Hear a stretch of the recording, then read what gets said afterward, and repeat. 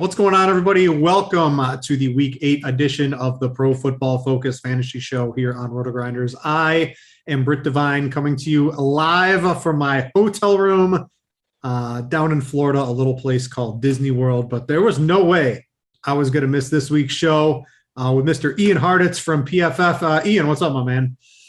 Just working on vacay, man. Look at you, just grinding, showing why you're a part of RotoGrinders. But yeah, man, doing good. I'm gonna be in Florida next week, Fort Lauderdale area. They're celebrating a wedding, so you got the sunshine right now, but I'll be catching up to you. But I think it's a fun week 8, man. There's so many, I think, viable plays like in the middle tiers of the pricing at pretty much every position that we got a lot to talk about. Yeah, there's a lot to talk about DFS. The thing, Ian, though, when I saw some of your notes. In regards to sports betting, I don't like anything I'm betting this week. I don't think anybody does around the industry today. So I guess we'll get over to some of this. Now, we aren't doing any screen share today because I just have my one little dinky laptop today. So if you want to, if you're normally accustomed to watching this live and getting all of that, you're going to have to go over to Pro Football Focus, read Ian's article. It is free for everyone this week if you want to get, I usually go through it with everybody, but you will have to head over there this week. But Ian, I still have it pulled up here and I'm able to read through of it. Let's pretend some of these people are new to either RotoGrinders or to our YouTube feed. Give a little insight into what we're going to talk about here for the next 10 or 15 minutes, and then we'll jump right into it. Yeah, real quick, just, when we talk about the idea of a mismatch, what do we always do? If a run game set up well, it's a number 3 offense versus number 30 defense. What I've done for the 6 categories we're going to go over is basically just combine those numbers for the same stats. And because of that, once you add some conditional formatting, real easy to see where we are expecting, a great offense to face a bad defense and whatever stat we are looking at. And then from there, obviously, we got to add some context to it, which is why Britt and I go through it. Yeah, so let's get right into this home and away explosion rate. This is big plays, like Jamar Chase, right? We're going to get some big plays from him. Hopefully those can continue this week against the Jets. I don't see any reason why they wouldn't. What are some big matchups we can expect for some big plays on offense? And then maybe some teams that might struggle to put up those chunk yardage plays. Chasing the Bengals, popping as number 1 this week, actually tied with the Seahawks, but obviously a lot of that is coming from Russell Wilson's early season contributions. I will say, though, the Jaguars are second to last in explosive pass play rate allowed this year. So, maybe, just maybe, they can throw their best player, DK Metcalf, more than 5 balls one of these weeks. Even if it's not Russ, I still think he could potentially be a decent tournament option. Also have Matthew Stafford just really popping in the model. Hey, Britt, we keep talking about Tyler Higbee and maybe Robert Woods or whoever. Maybe one of these weeks Cooper Kupp won't score all the touchdowns. No, I think it is just Cooper Kupp every single. He's. I saw some tweet that he's the new Michael Thomas. Maybe it was Jordan here at RotoGrinders, but he even has more touchdown equity right now than Michael Thomas. And it just seems so easy for him. But I will say Van Jefferson, now that we have found out that Deshaun Jackson him and the Rams are mutually seeking a trade partner. Van Jefferson, I think that 90% snap rate we saw last week is real. We saw it earlier in the year, but then Djax just came back. So not a guarantee, but I think Van continuing to have that sub 4K salary does make sense in really good spots such as this one. And then quickly, top 2 guys that could have some trouble, Tua and Justin Fields, and also Jared Goff and Davis Mills, not looking very good either, to pretty much nobody's surprise. Seems like the horrible quarterbacks might have trouble picking up those chunk yardage plays. Who would have thought something like that would happen? Scrolling down on your article again, apologies for not having the screen share this week. Let's go to pace. This is one of the main things that feeds into projection systems that allows players to get more snaps on the field. More snaps equals more fantasy points. What are the best matchups? And then also we have to be aware of some slow matchups out there. And there are definitely some spots this week with players we want to use where at least the pace of the game doesn't really look that great. Yeah, number 1, which brings me back to, I think it was week 2 when we were on this very same show, having the same conversation. Dolphins and the Bills, and I bet the over on them this week, largely because of the pace in the Buffalo Bills history of just putting up all sorts of numbers on the Dolphins. Of course, when the Dolphins contribute 0 points to the effort, it's hard to hit an over. But truly, man, last 5 matchups here, Josh Allen has hung 35, 56, 31, 37, and 31 points on this Miami Dolphins defense. So if Tua can just even a little bit hold up his end of the bargain this time.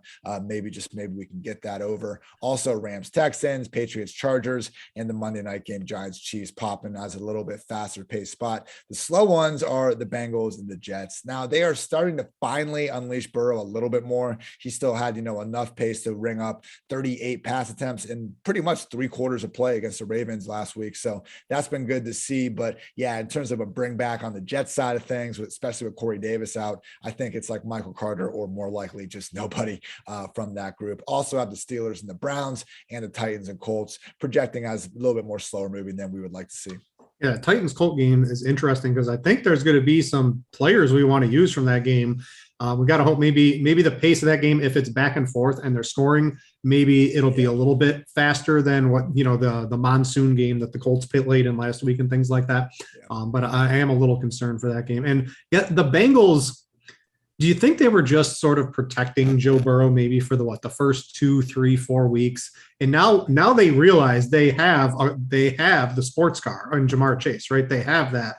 They want to unleash it. Do you think they maybe sort of turn the page a little bit more? That's what I'm hoping for. I think so, man. But that was what made it so annoying in the first couple of weeks, though, because they wanted to protect him, which I get. But he took 10 sacks in the first 2 weeks of the season. Like, not having a quarterback pass until it's 3rd and long isn't the best way of protecting him. Having him throw more often as a whole and just being able to get the ball out quicker, like he's been able to do, really the second best quarterback, only to Kyler Murray against the blitz this season. That's been the best route for their offense and accordingly his health. So whatever it is they're doing, man, it certainly is working for them better in recent weeks. And I think Chase will keep getting his. And maybe, man, with all this starting to move in the right direction, nice little bounce back spot for T. Higgins this week.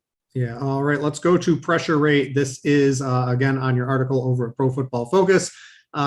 Quarterbacks that will have all time to throw, that is good, usually for fantasy, unless your name's Sam Darnold. And then quarterbacks who are under pressure, they can have some trouble on the DFS streets if they're not able to get the ball out of their hands quickly. What are the good and bad matchups this week? Big three expected to be under the most duress are Carson Wentz, Tua, and Jameis Winston. Jameis is interesting because there's really no one you feel that confident about stacking them with. I guess Callaway and Traquan, if you think of bounce back, but his issue has been volume, and nobody really even tries to run the ball against Tampa Bay these days. So I do wonder if Jameis, if they can keep him upright, give him a clean pocket, could have sort of a, first, he's had those 4 and 5 touchdowns games, but they came on like so few pass attempts. So I wonder if we could finally see Jameis get in the 40s with the pass attempts this week, but maybe with those receivers, it just doesn't matter either way. And then with Wentz there against the Titans, I will say the good news is, Harold Landry's been awesome with Tennessee, but Wentz in that monsoon game, he looked way more spry than he had while he was playing through 2 sprained ankles during the early parts of the season. So with Wentz, he had 23 rushing yards last week. I believe the previous 4 games combined, he was only at like 18. So I still don't hate the idea of going to Wentz here. Now that he is able to move more, now that he's got Quentin Nelson back protecting him, I'm not so worried about him in this equation. Tough to say too many good things. Got to go smash that Wentz rushing yard prop if you can find it. Yeah, seriously, man. It's probably still a bit too low. Those things take a bit to adjust. Guys, that should be just fine to pocket Matthew Stafford, Tom Brady, and Jimmy Garoppolo. That's more because he's just kind of I won't say a bad word, but he gets the ball out of his hands awfully quick in the face of any minute amount of pressure. With Brady, look, I understand the Saints were kind of his kryptonite over the, in the only times we saw him look mortal last year came against the Saints pretty much. But hey, when we got Antonio Brown out, when we got Marshawn Lattimore expected to be locking up with Mike Evans, I think there could be another big week ahead for Chris Godwin. All right, let's go to the run game.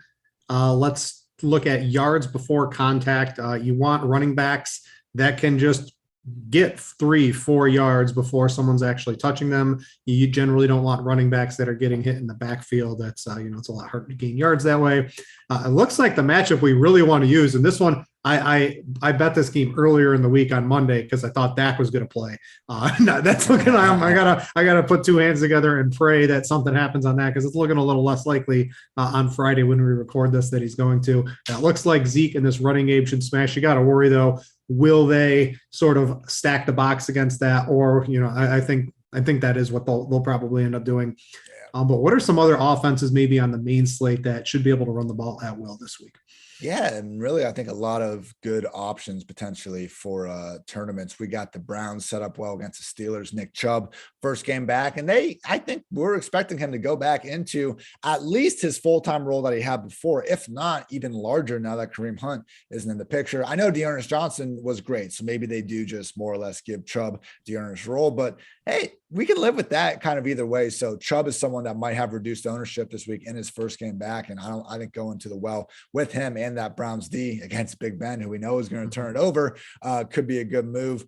Lions set up pretty well. Bills set up pretty well. The other really interesting one, I think, is the Patriots against the Chargers, because Damon Harris last week was someone that, I think a lot of people, including myself, got on a lot more after Ramondre Stevenson was a healthy scratch. And this matchup, in terms of Damien Harris being this positive game script back, you see him as like a 5.5 point underdog. It might have gone down like to 4 last time I saw it, but normally you wouldn't think that's good for him. He doesn't catch enough passes to stay involved throughout the game. But the Chargers just don't care if teams run on them, and we've seen this tested against the two teams that they should, against the Browns and the Ravens, and they still just let those offenses run all over them. They're dead last in yards before contact per carry, dead last in average depth of tackle. Like, it's basically Brandon Staley's entire philosophy to let teams run. And I get it against like 28, 29 teams in the league, but not against the Browns, not against the Ravens, and really not against the Patriots, who we've seen McDaniels and Belichick over the years continue to just really try to,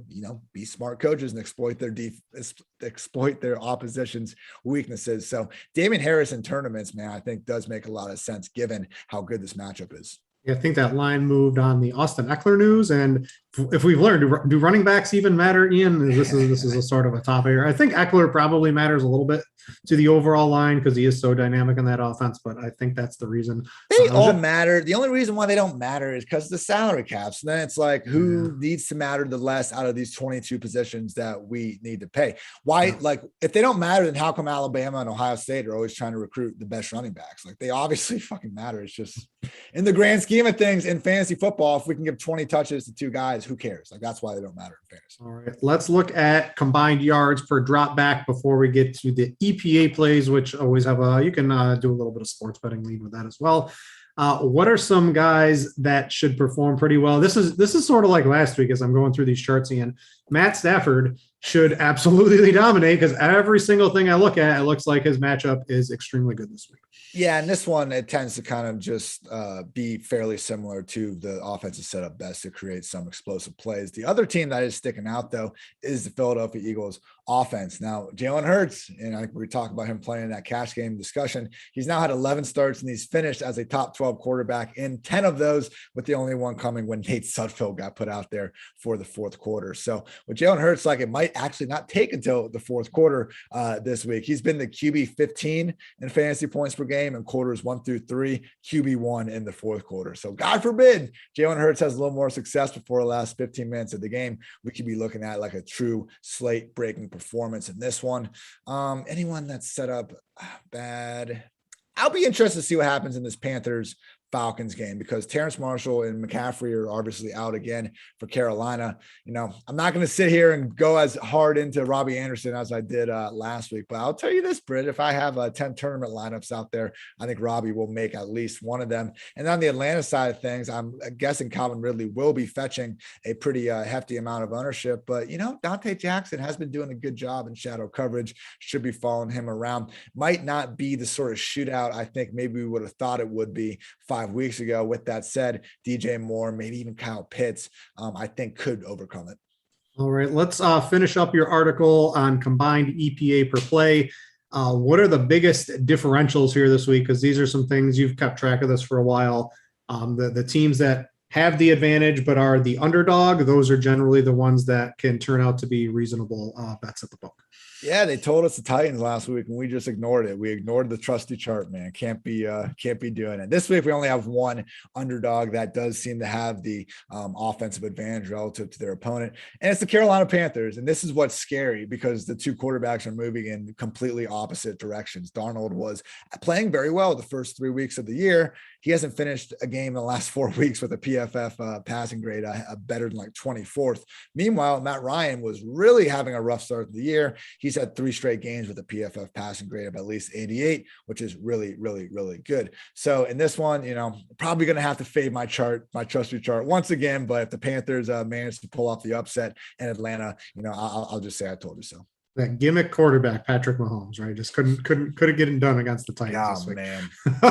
All right, that's going to do it for the Mismatch Manifesto recap. Again, apologies for the screen share not being able to be done this week. We wanted to make sure the video quality and audio quality was clear enough. We didn't want to stress everything out. If you did want to read it, you can go check that out over at Pro Football Focus. It is free. You can find that. Just search Ian Hartitz on the little search bar, and you should be able to find that very easily at PFF. And if you want access to anything else over at PFF, the grades or the team totals, at least the team grades and things like that, I use that a lot in my research. You can get subscriptions over there for all of that fun stuff.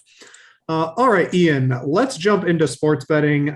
Last week, the three picks I put on here didn't really do too great. So I'm hoping to have a little bit of a bounce back this week. And I mentioned at the top of the show that neither one of us really like what we're betting here. I've gone, I tried the Eagles last week against the Raiders, and that blew up.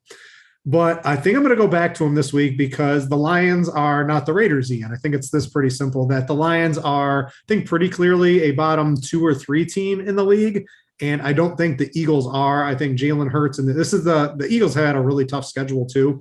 And this is about as cupcake of a matchup as it gets. So I really like the Eagles getting 3.5 on that one. Thank you for correcting me. They are favorites at 3.5, but I think they cover that pretty easily. And at least in the DFS streets, when we get to that at quarterback, everyone's going to be playing Jalen Hurts in cash games. So it just sort of goes along with that one. A couple other ones. I got a big favorite. I got the Bengals at minus 10.5. Against Mike White, right? Like 10.5. This seems pretty easy. And did you see what they did to the Ravens just last week? This looks like a pretty easy line for me. I know they are on the road, but I don't expect Mike White to just complete 40 dump offs and to break a couple of those, right? So like for touchdowns, that's just not going to happen. I think the Bengals are going to be able to do whatever they want on offense. I think their defense, people are going to be playing the Bills on DraftKings at $3,300. I think paying $300 more for the Bengals in tournaments makes a little bit of sense too, because this is just, there's no talent on this entire Jets offense anywhere on the field right now. So I think the Bengals cover really quick, and you don't really have to worry if they're up 2 touchdowns late.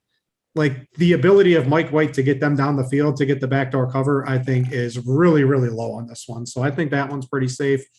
And then you were talking about Jameis Winston, maybe a little bit that he was able to maybe get some things done. I'm going to squash that because the Buccaneers, I know they've had some trouble against the Saints in recent history. They've been able to shut down Tom Brady, and they've been able to shut down Mike Evans. But I don't know if you're able to shut down Tom Brady 4 times in a row as a team. I think that's pretty tough. So I think the Bucs 4.5, that seems more like it should be a touchdown to me. So those are the 3 I've got on here. And I got to be honest, other than that, it's pretty ugly this week. Your bets, there's one I'm going to disagree with you on. So maybe I'll see if you can figure out which one it is. But I do like a couple of the other ones you have here. Yeah, so real quick with Jameis, I think he could have the volume to do something this week. Yeah, there's just no talent. I hear you, and that's pressure. Combined yards per drop back, he's ranking as one of the worst ones. So no, I think Tampa at minus 4.5 is plenty good there. Yeah, I got some dogs this week. I was putting our little notes here. Which one do you think I'm against you with? Can you guess it off the top here? The Bears. Yeah, for sure. So, I got my reasoning. Here we go, though. First off, I got Tennessee plus 2.5 now, I think was the last line I'm seeing. I mean, they opened as a 1-point favorite. I think if they were going to have the letdown spot, we kind of would have already seen that already with them coming off the Chiefs and the Bills win. So now against the Colts, it's the division game, and they can more or less, if you look at what they've done this year, already having a victory over the same Colts squad, they can pretty much wrap up the AFC South this early if they can go out and get that win. So getting points here. It sucks we don't have Julio, but I still think with a healthy AJB, which is great. He even said today that his weight's back to where it was before that Chipotle mishap. Hashtag, ban Chipotle. Don't take my guy AJB from us. And we got Derrick Henry always capable of doing his thing. So Wentz has looked better, but okay, he won a monsoon game. He beat the Texans and he beat the Dolphins before that. So I'm just, give me the Titans there. Bears plus 3.5. Here we go. Look, I don't think the 49ers have earned the right to be a 3.5-point road favorite. That's the thing here. I wouldn't be shocked if they win. Maybe they do win by 3, but 3.5, why? What have they shown more than the Bears this year? The Bears, I think, have better wins. They actually, surprisingly, somehow took down the Bengals earlier this year. I do think they're one of these teams that are a little bit better at home. Now, losing Khalil Mack is a big one, and I can't, really defend that one that much. But when you're facing Jimmy G, it might not even matter, man. He, I think, is arguably the single worst quarterback in the league right now. And you can say like, but he doesn't do the things well that you would expect him to do well. He is the third worst quarterback in turnover worthy play rate. So he is making more boneheaded decisions than almost anyone with the football. And he's also the third worst quarterback in big time throw rate. So he's simultaneously making a ton of mistakes and he's not making anything resembling elite throws. So I just don't trust this 49ers offense enough to be a 3.5-point road favorite. But hey, like I got good news for you. It's -4 now, so you can get an extra 0.5 point now. There we go. And I will say, if I had to put my confidence scale on this with a normal bet, it'd be closer like to 5 than 8. So not saying you need to pound this, but hey, we give 3 bets a week. This is one of mine. And then finally, another dog. I got the Jaguars plus 3.5 against the Seahawks. Pretty much the same thing. I don't think Geno Smith deserves to be a 3.5-point favorite. It is in Seattle. I know we got the crowd noise always going crazy there, but Trevor Lawrence, low key, played 2 of his 3 best games. Clearly 2 of his 3 best games of the year before the bye. And if you just look at him those weeks, even relative to other quarterbacks, like he was almost top 10 both times in PFF passing grade. So if we can get that level of Lawrence, I think he's at least now good enough to, as you were saying, like we don't trust Mike White at all to, come back in garbage time. I do think Lawrence might be at the point where we can start seeing him keep these games a little bit closer, even when they go down, especially against Geno Smith and a Seahawks team that just wants to run the ball the whole game anyway. So yeah, the Jags one. So like earlier, I put my bets in here earlier in the week, and I had the Chargers and the Cowboys, and I took those out because I think they've had some changes in circumstances. I think the Jaguars, I was going to put that down on mine. I didn't want to have the same one as you, but I think that's the sharpest dog bet of the week for sure. Yeah. They can win this game outright easily against Geno Smith is a total pumpkin. That offense can do nothing, and that defense is atrocious. I know they didn't really give up too many points last week, but I think the Jags is a really good one. You can totally get behind that. All right, before we get to positional talk, both cash and tournaments, let me tell you guys about Jock Market. Stop throwing your money away and check out Jock Market. It is the stock market of DFS. You can buy and sell shares of players in real time for real money. Download it now for a 100% deposit match up to $50 using code Grinders. That would be you deposit $50. You get another $50. So you get $100 to play with. Use code Grinders when you do that. And get this, if you happen to lose in your first market, so in your first session you sort of play on Jock Market, they call it their first market guarantee. They will refund your losses up to that $100. So I've been saying this for a few weeks on the pod. Check it out. Buy and sell some shares of players that have upside that might not cost a lot, and it gets you upside to win if you happen to lose. They will refund that on your very first play over there. All right, let's jump into some DFS plays. I think it's pretty simple at the quarterback position, at least in cash games, and this will also translate to tournaments. Maybe you can get a little different there. But it really looks like it's Jalen Hurts week against the Lions here. They're dead last in coverage grade on PFF. He always gets there, Ian. Like it can be just about any sort of scenario. He always seems to get there. It's really hard to not see him have 200 plus passing yards and at least 1 passing touchdown. It's hard to not really see at least 40 to 50 yards rushing with multiple touchdown upside as well. And with a lot of the big name quarterbacks off the slate, right? We just lost Dak probably. He's not going to be on here. He wasn't really on here to begin with, but we don't have Mahomes. We don't have a lot of the dual threat quarterbacks to get that stability as a floor for cash games, along with bringing the upside, of course. Jalen Hurts seems to be the guy we're all going to use. Yeah, 100% with you. Got to get Jalen Hurts in there.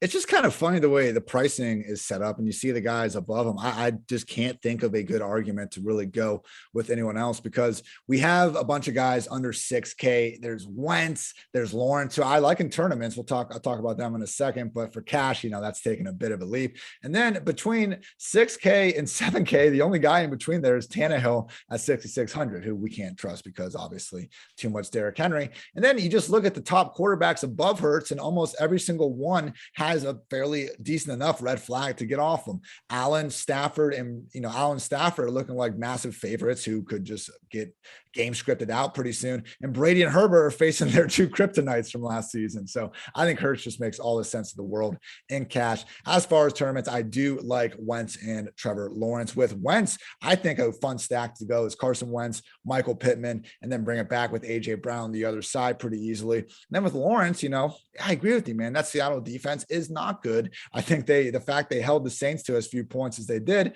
was going to be, hey, good for them, but I don't expect them to replicate that 2 weeks in a row. So DJ Chark out of the picture. We got Marvin Jones, Visca Chenault, even Jamal Agnew as a cheap option, whose nickname is Swagnew, actually. So I probably wouldn't go with Dan Arnold in tournaments, but hey, he actually is someone available in the cheaper side of things as well. Yeah, I think that whole Jacksonville offense looks pretty good in tournaments today. Probably maybe Arnold in cash games. We'll get to that a little bit later. But everyone else certainly are some good tournament flyers. I think Wentz, if you just squint, there's a couple quarterbacks in cash. Like your lineups, instead of playing maybe one or two suboptimal skill position players, if you play a Wentz-ish level salary at 5,700, your overall lineup, I think, looks a little bit better. I don't think I would do something like that, but I could see where something like that might creep into some players' optimal lineups towards the end of the week. I definitely prefer Jalen Hurts on that one. A couple of tournament plays I like are probably Sam Darnold, because he's just been horrible. You mentioned two quarterbacks trending in the wrong direction in that game. Hoping for the bounce back with Sam Darnold. I think losing CMC and Terrence Marshall is definitely hurting that offense. But the Falcons they're horrific on D. They have no pass rush. They've allowed the third most fantasy points to quarterbacks. I think you can get behind that. I think DJ Moore is a great play. You can throw some darts on Robbie Anderson again. Chuba Hubbard, he's still getting enough of the workload. And I think that last game where we saw him not get all of the workload was just due to this weird game script for the Giants where they just basically had no chance the entire game. So I think Chuba can probably fit into some lineups with Sam Darnold. And then the other quarterback I was also looking at is Teddy Bridgewater. I was a little bit more into him when I thought Jerry Jeudy was going to play, but maybe just before we started the show, I think Jerry Jeudy did not practice today. He said like he hopes to play, but it's not sounding like the guarantee that. Yeah, so I guess that's one of the things we're going to have to wait on, because like Jeudy was going to be a great play, I think, at 4,900 in tournaments, and Cortland Sutton, he can go out there and be the highest scoring receiver any week. Even given his quarterback situation there. So I think he's pretty interesting against Washington. They've allowed the most fantasy points, and they have the second lowest pass coverage grade as a team on PFF. They have faced a lot of good quarterbacks. So you can always sort of wrinkle that into, hey, is it the offenses they're playing, or are they just a bad unit? Because they are still getting good pass rushes. But those were the two guys I was looking at. I was really hoping Jeudy would be back, because that would have been a big elevation for Teddy. Yeah, I just don't. My big thing with Teddy, I think this week, we kind of saw it happening against the Browns on Thursday night. Like, he holds the ball so long that when he faces one of these really good pass rushes, I'm just not so sure he can stand in there long enough to take advantage of a bad secondary like Washington. So, Washington, I remember like the big stat everyone had after week one was they only pressured Herbert like twice on his 39 dropbacks. They've since come back and they're the third best defense in pressure rate. So I would probably stay off Teddy. But if Judy's going to be out of the picture, yeah, let's get behind Sutton, because even if Teddy, can't really put up the numbers himself, he can enable at least one guy. All right, moving to running back. The guy we were all on last week was Darrell Henderson. And DraftKings, we are again. We're right we all used him, and he didn't perform. So it definitely seems like the performance part of the algorithm kept his salary low, and not the ownership portion of the algorithm over at DraftKings, because he's just too cheap at 6,500. And it's just the Matthew Stafford in the red zone week last week going up against Detroit. Why wouldn't they do that? This is some garbage game against Houston. Maybe they let Darrell Henderson get some touchdowns in this game. He wasn't really having that great of a game. Hopefully the statistics should come back for us in the fantasy game log this weekend. Oh, yeah. I mean, we got to fire him. His usage this year is just so ridiculous. I mean, every game that he's been healthy, he's been eclipsing 80 snaps without much of a problem. And if you just want to look at his per touch usage as well, in terms of expected PPR fantasy points, the only guys with more than Henderson this year, Najee, Derrick Henry, McCaffrey, Kamara, Swift, and Leonard Fournette. So he is truly a high-end RB1 that continues to be treated not as such on DraftKings. And when he's once again this massive favorite against a crappy Houston run defense, yeah, go right back to the well. I'm going to have the way I kind of have my lineup construction going right now. I want Hurts. I'm going to pay down at tight end. I got two receivers in mind. We'll talk about cheap Washington defense, but then I want Henderson and I want Khalil Herbert, because Herbert, I think, is the second most mispriced running back on this slate. Damian Williams came back last week and was a complete shell of himself in terms of what we saw the previous week. Small chance it was just he got activated off the COVID list and they weren't confident, but he's active. And for him to kind of go on that COVID list as an unvaccinated person, I do wonder, and we've seen some athletic reports indicate this, that Herbert has simply taken his place on the depth chart at this point. So Herbert last week was dominating usage, just like he did the week before when Williams was sidelined. So Herbert is at home. San Francisco defense, good, but they've given up over 100 rushing yards in 5 of 6 games. And for just 5,400 with Herbert, I think he's mispriced, and I really like some of the other spots I can go in the lineup. So if you want to, after this, and we'll talk about the receivers, you can get all the way up to Derrick Henry without too much problem. I don't think you need to. I think Najee Harris is fine. Maybe even Joe Mixon against the Jets. League worst defense, and PPR points per game allowed to RBs. What about a couple other guys? So we got the Eagles running backs. Jordan Howard's back in our lives on the Eagles. He got signed. I don't want to mess with that. Yeah, not with that. So I think I'm going to avoid the Eagles running backs. They were looking a little bit more in play. I see you got earlier. Mitchell here next to Herbert. The problem with Mitchell, Hasty played every single third down last week. We don't have a chance to catch passes with Mitchell. Herbert is the workhorse. So I think same price point, you got to go Khalil. All right. What about tournaments at the running back position? Yeah, I'm not sure where you guys have Herbert, but he's low enough that I'm fine in cash and tournaments based on what I've been seeing around the industry right now. So I'm cool with him wherever. He's been honestly great too, man. 4th in PFF rushing grade this year. I mean, his nickname's Juice there for a reason. We've got Herbert, so I just refreshed everything. Yeah. Our latest one was 10 o'clock. This was the ownership update, 10 o'clock Eastern at we have him at 1% owned. That's what I'm like. He's had 18 touches in 3 straight games. So it's one of these rare occasions. Like usually the plays I think are like the most slam dunks also probably have the highest ownership, but not this week. So give me Herbert everywhere. And then it's the 2 that I mentioned before, Damon Harris and Nick Chubb, I believe, because of these soft matchups they have. Yeah. What I think will happen is if, let's say Sunday morning come out, hey, Khalil Herbert is the dude, Damian Williams, he's either not fully recovered from COVID, or he's just lost his spot in line because of how good Herbert's going on. I would imagine we would get some sort of report like that, because reports come out on just about everything nowadays. Sure. We would see Herbert's ownership skyrocket. Maybe not to be like top 3 or 4, but a top 10 owned running back on the weekend if something like that were to come up. A couple of running backs I like. Jonathan Taylor, nobody's going to be using him. He's just good, Ian. And I think anytime you have a running back that looks as good as he does when he actually touches the football, and you can see it, if he busts through the line, nobody's going to catch him. He has the strength to do that. And they're getting him a little bit more touches now than they were at the beginning of the season. If this game stays close, hopefully he can do that. I think he's a player that has massive upside that not a lot of people are going to use.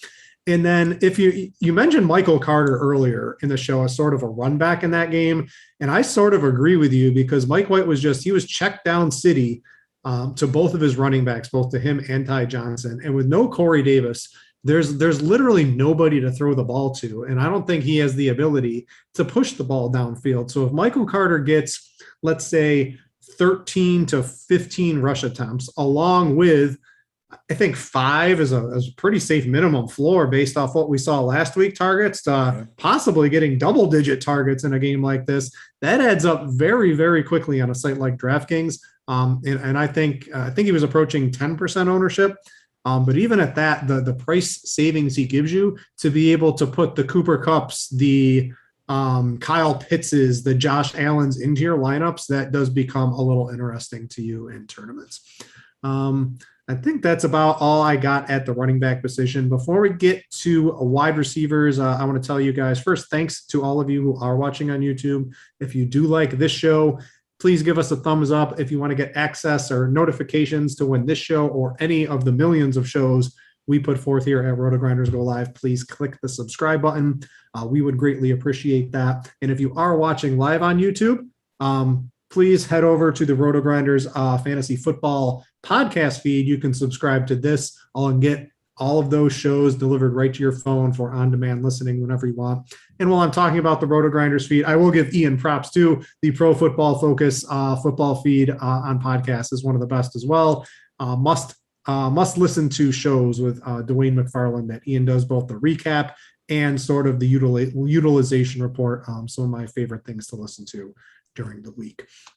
Ian, let's talk some wide receivers. I'll let you throw this out. It seems like some of the we've got Chris Godwin, who based off his ownership last week, what he did without Antonio Brown, price increase just a little bit here. Looks like he's going to be one of the more popular players this week. I think we can go right back to him in cash games. I think you could use him as your highest priced wide receiver. You can get up to a Cooper Kupp. It's a real big debate. Cooper Kupp or Derrick Henry. I think I almost prefer Cooper Kupp because he always seems to do it no matter the game script, no matter if they're blowing a team out, he's seeming to get there. I think you can get to him. And then that 5K tier to 6K, there's a plethora of wide receivers we can use there. Dice it up for the people who are some of your favorite plays.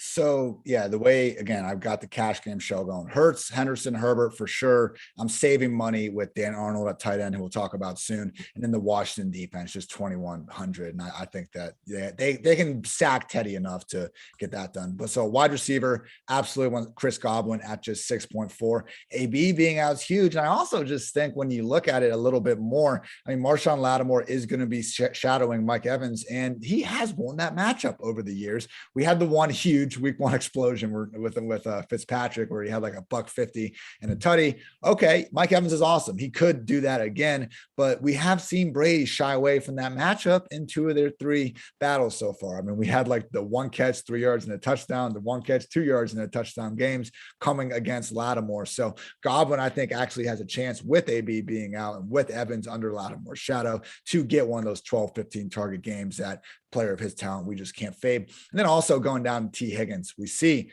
Burrow, again, 38 attempts in that blowout was great to see. And Higgins had 15 of those targets, second most unrealized air yards in all of week 7. So Higgins at just 5,200, he might not even need 5 targets to make a do at that price based on how bad I think this Jets secondary might be. I know I think they're like number 3 somehow this year against opposing wide receivers, but I think that's one of the flukier early season statistics ever. You kind of look at their opponents and you see why that has been the way it is. So Godwin and Higgins.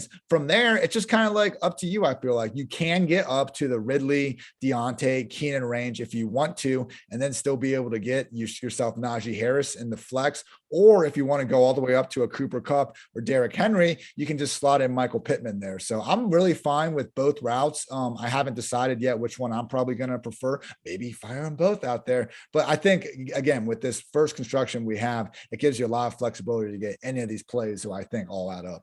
Yeah, I was looking at Godwin for sure. Pittman was sort of my player of choice, 5,300. He had the monsoon game, then the blowout against Houston, sort of his statistics. Even in the monsoon game, he got there with a touchdown and the yards. And he had a lot more targets that were just overruled on DPIs. So yeah, so I expect him to bounce back as the true alpha in that offense without T.Y. Hilton in there. I think he might be there though. T.Y. might be back. Did he? I thought he's questionable. Campbell's out for the year. Hilton's questionable. I still think Pittman seems to be T.Y. Hilton will get injured 2 snaps into the game anyway. Either way, he's fine. Yeah. I want to talk to you on Brandon Cooks was popping in a lot of projection models. And I don't know if that was due to the fact that Tyrod Taylor was supposed to be back, but it looks like Tyrod Taylor is not going to be the quarterback this week.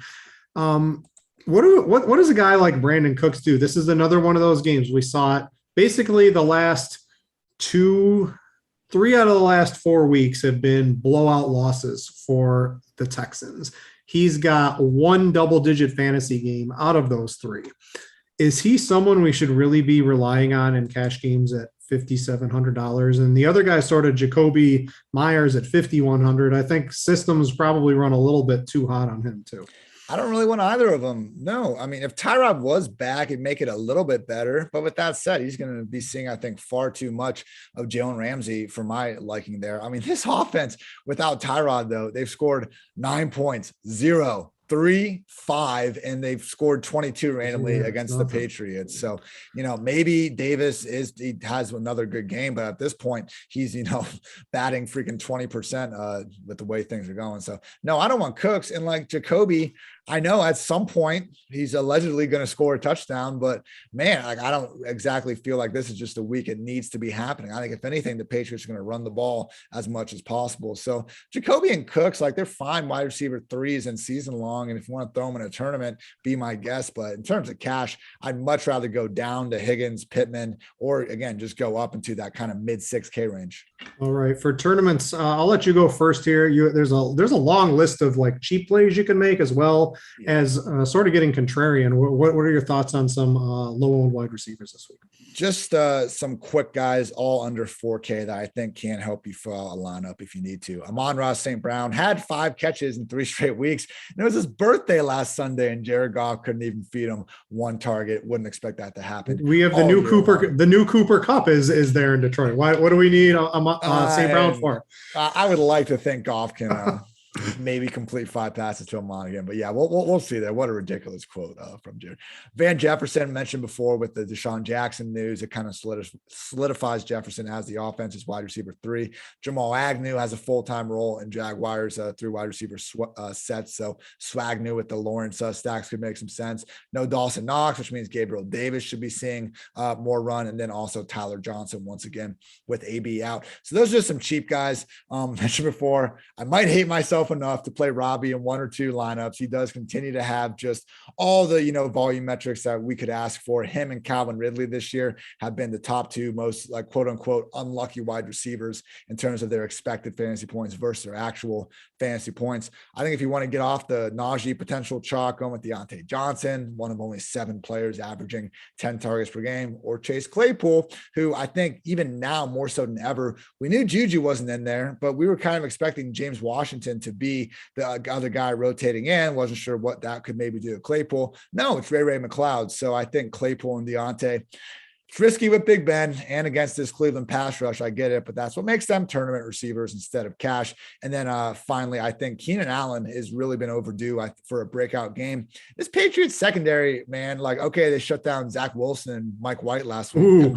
Congrats. But after that, Dak went bonkers and Davis freaking Mills went for 303 tutties. So if you look at the actual wide receiver cornerback matchups, I think Keenan's going to draw JC Jackson, who gets a lot of picks, but also gives up quite a bit of yards as well. Meanwhile, Mike Williams has to go up with a guy named Jawan Johnson. Maybe I think it's actually Jawan Williams, my bad. But this dude is like 6'3", 215 and has like, arms like touching the ground pretty much. So Mike Williams, I think, might have that rare matchup where he is against someone that kind of neutralizes his physical advantages. And at that point, maybe we see Herbert get back to leaning on Keenan, getting him those 12 to 15 target games that really we saw a regularity in 2020. Yeah, I'm on board with you with Jacksonville wide receivers. I think James Robinson, and I think for good reason, as in basically every touch in the backfield for the Jaguars in this game against Seattle should be reasonably popular this week. So if you switch off to the passing game, I think still my favorite is Marvin Jones. He's I think the true alpha, especially when it comes closer to the end zone in getting them scores. But I don't mind Visca. I don't mind Swagnew either. I think they're all very good, viable tournament picks. If Elijah Mitchell, we're projecting him reasonably highly owned. If he continues to hold that, well, he's come down a little bit over the week, so we've got maybe the 7th highest owned running back. Debo, he's their whole offense. That's all Jimmy Garoppolo, all any quarterback can do is get the ball to Debo Samuel and let him do things, specifically head towards the end zone and score fantasy points. So I think Debo is a nice little swerve, and because Debo's so expensive compared to that 6K or 5K tier we were talking about, I think he will go a little bit underappreciated in tournaments this week. I was looking at Jerry Jeudy at 4,900. This might, if Jeudy does happen to suit up, this might even be a better spot because now people will be even more likely to not use him But that is something that we'll have to wait probably until that Schefter tweet on late Saturday night. Do you think we should just go to Sutton then? I mean, I know I do like Sutton. Sutton without Judy definitely has a ceiling to be the highest scoring player. but arguably if Judy's, they said last week that they wouldn't play him because they didn't think he was quite at 100%. So I think if Judy's 10 days.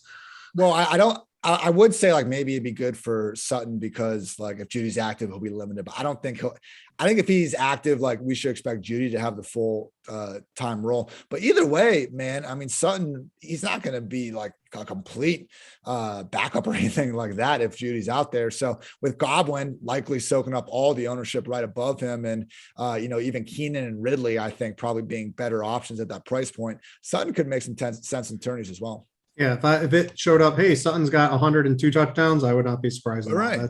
He's capable of that any single week.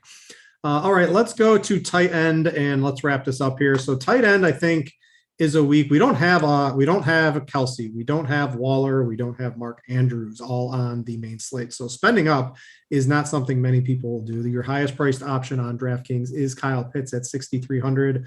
Probably still a little tough to use him. We always like cheap tight ends because DraftKings salaries, just their whole algorithm, you have to save salary somewhere, and tight end, if there's a viable punts, generally what you want to do. There is Dallas Goedert at 4,700, who should be basically the lowest priced, most full-time snap, high touchdown equity player this week. But even that becomes a little hard to fit into the lineups I was making this week.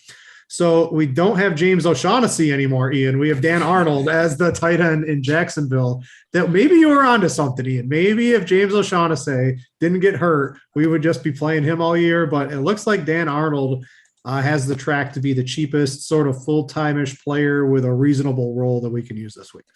Yeah, for those that forget, I sure don't. 8 targets on an 80% snap rate for O'Shaughnessy. I hype him up as the, cash tight end. I think he was like 2.8K or something in week 2.